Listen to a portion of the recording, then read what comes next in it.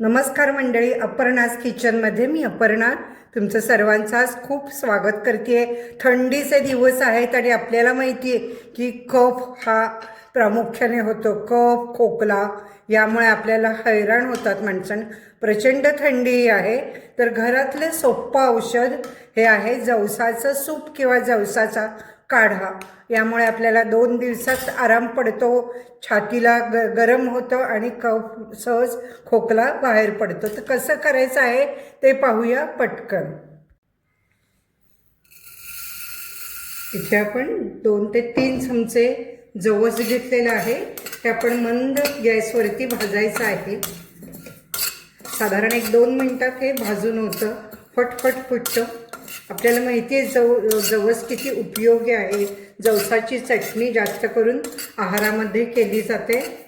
अमोघा 3 असतं जवसमध्ये आणि जवसामुळे आपल्याला कफ कमी होतो, खोकला कमी होतो. माहिती आहे, कफ खूप झाला तर जवसाचं असं आपण सूप घेतलं तर सहज कफ बाहेर पडतो.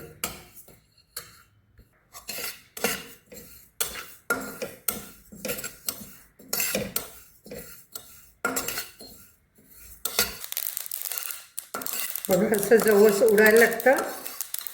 कफ कमी होण्यासाठी जवसाचं सूप, जवसाचं कढण असं हे खूप उपयोगी असतं. सुपारीमध्ये आपण घालून खातो, पण कफासाठी मात्र हे अशा पद्धतीने जास्त उपयोग होतो. यामध्ये आता आपण उकळतं पाणी ओतणार आहे.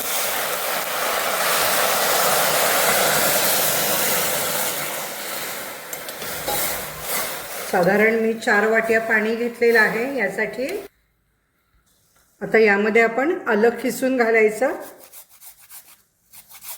चांगलं जवस शिजू द्यायचं म्हणजे कफ सगळा पातळ होऊन बाहेर पडतो.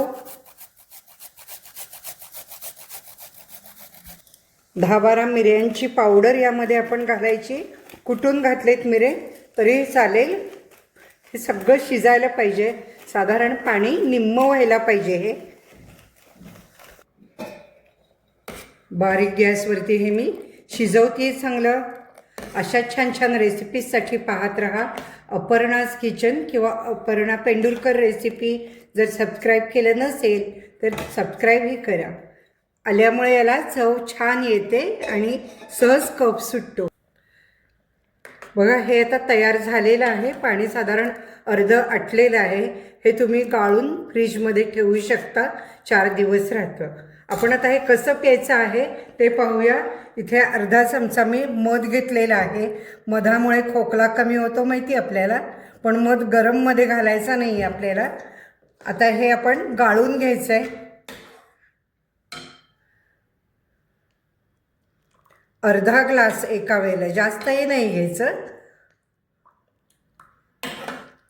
असं हे गरम गरम जेवढं शक्य होईल तेवढं प्यायचं. म्हणजे बघा घरात सर्वांचा खोकला कफ अगदी 2 दिवसात गायब होईल. हे आयुर्वेदिक औषध अतिशय पूर्वीपासून आजीबाईच्या बटव्यात लपलं आहे.